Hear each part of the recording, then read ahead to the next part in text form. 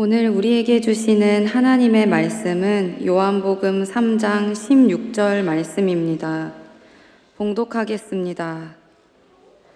하나님이 세상을 이처럼 사랑하사 독생자를 주셨으니 이는 그를 믿는 자마다 멸망하지 않고 영생을 얻게 하려 하심이라. 아멘.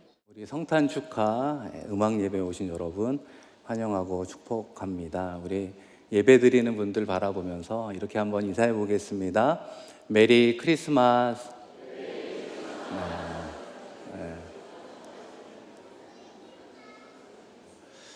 우리가 성탄절을 맞이할 때마다 인사할 때 이 메리라고 하는 단어를 사용하는데요.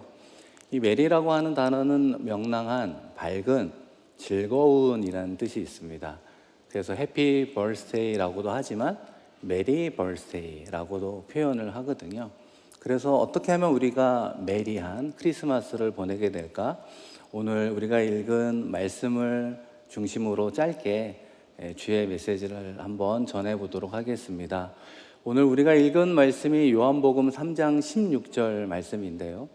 이 성경이 66권으로 되어 있습니다. 그런데 그것을 한 구절로 이야기해 주세요라고 한다면 바로 요한복음 3장 16절이 된다는 것입니다. 그 말씀이 어떻게 시작을 하고 있습니까? 하나님이 세상을 이처럼 사랑하사. 하나님이 우리를 사랑해 주었대요. 세상을 사랑해 주었대요.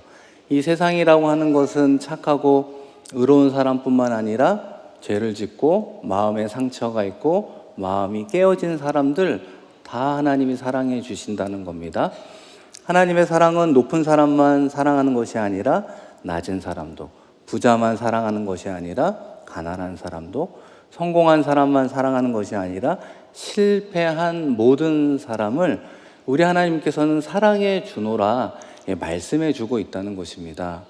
사랑하는 성도 여러분, 그런데 요한복음 3장 16절에 시작이 되는 하나님이 세상을 이처럼 사랑하사, 이 세상이라고 하는 곳은 한 곳을 향하고 있다는 것입니다.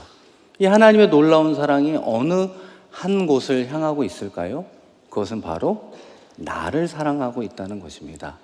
여러분 한번 손을 가슴에 얹고 이렇게 한번 따라해 보시겠습니까? 하나님은 나를 사랑하십니다. 우리 한 번 더 이렇게 해볼까요? 하나님은 나를 정말 사랑하십니다. 여러분 믿으십니까? 그것이 하나님이 저와 여러분을 향한 사랑을 표현해 주고 있다는 것입니다. 그런데 그 사랑을 어떻게 표현하는가?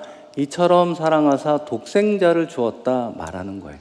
하나님의 사랑은 입술로, 립 서비스가 아니라 실제로 몸으로 보여주었는데 독생자를 이 땅에 보내어 주었다는 거예요. 성탄절이 바로 아기 예수의 탄생이 그 시작을 이야기하는 것이요, 그 완성이 골고다 언덕 십자가에 피 흘려 죽기까지 우리를 사랑하신 하나님의 사랑, 그것을 바로 성탄의 기쁨과 즐거움의 시작이 된다는 것입니다. 그런데 우리는 그런 하나님의 아낌없이 주는 사랑에 대한 마음이 조금은 멀어질 때가 있다는 것입니다. 제가 이 하나님의 사랑이 어떠한가를 좀 이해할 수 있는 이야기 하나를 들려드리고 싶은데요. 여러분, 우리나라 여수애양원이라고 하는 곳에서 한생병자, 요즘으로 이야기하면, 옛말로 이야기하면 문둥병자를 돌보시던 목사님이 계셨습니다. 이 손양원 목사님이 계셨거든요. 이 손양원 목사님이 문둥병자, 한생병자를 돌보는 목사님이셨습니다. 얼마나 사랑이 많고 주변 사람들에게 존경받는, 그들의 고름을 빨아주고 그들의 회복을 위해 기도해주고 애쓰는 분이 바로 이 손양원 목사님이셨단 말이죠. 그런데 그분에게는 두 아들들이 있었습니다. 그런데 어느 날 공산 청년 안재선에 의해서 두 아들이 목숨을 잃어버리고 말았습니다.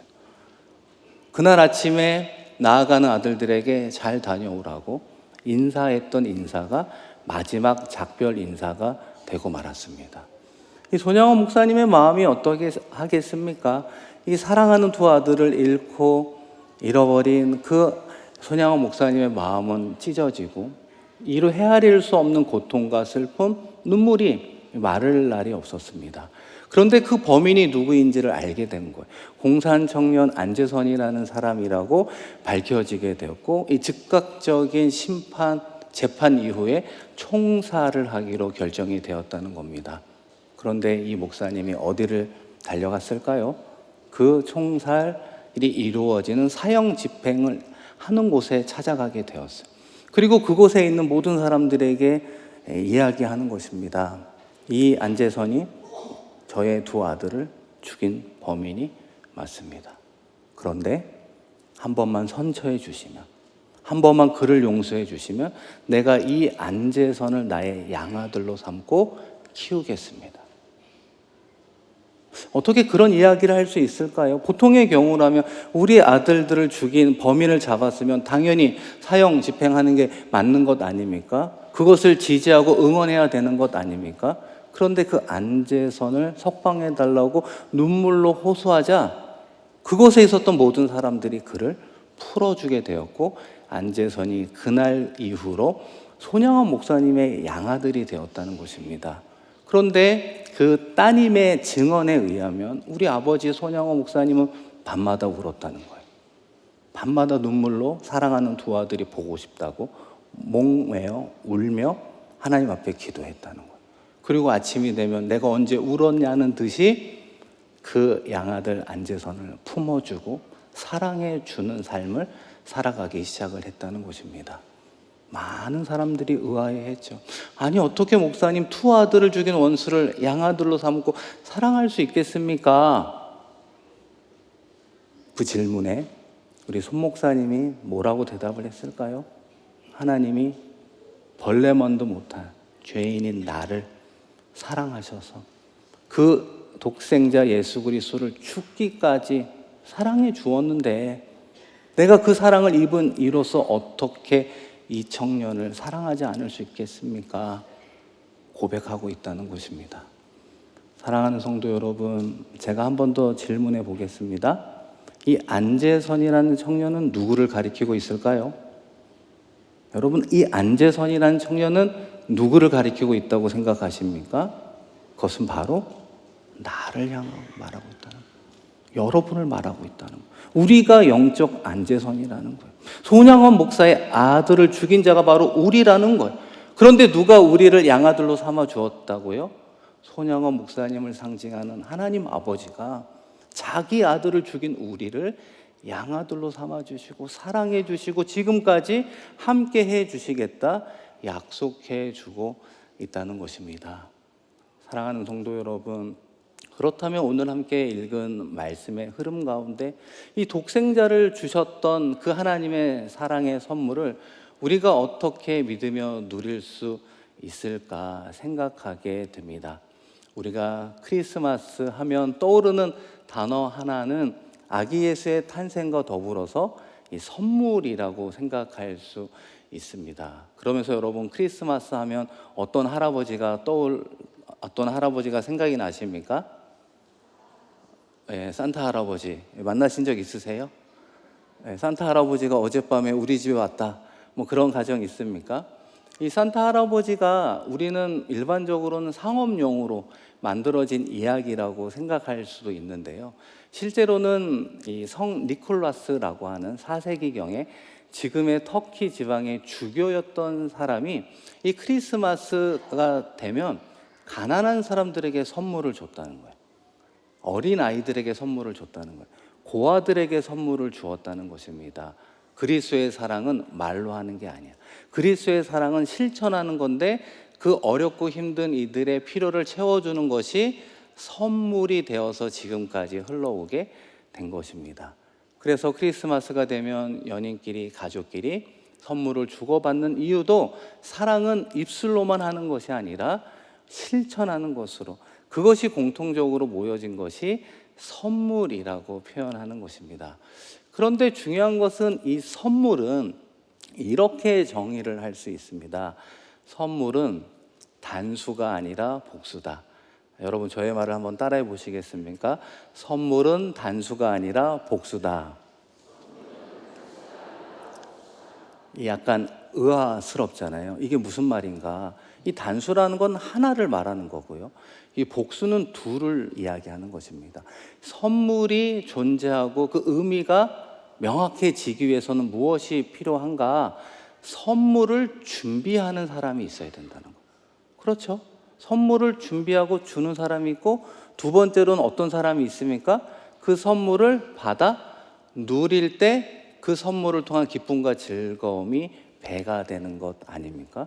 그래서 선물은 단수가 아니라 복수다라고 말하는 것입니다. 그런 의미에서 하나님께서 우리에게 주신 이 독생자, 하나님이 내어주신 가장 큰 선물, 독생자를 통한 영생의 선물도 마찬가지라는 거예요. 독생자 예수 그리스도를 믿는다는 것은 그 영생의 선물을 준비해 주셨는데 그것을 우리가 받아 누릴 때 비로소 우리의 것이 된다는 것입니다.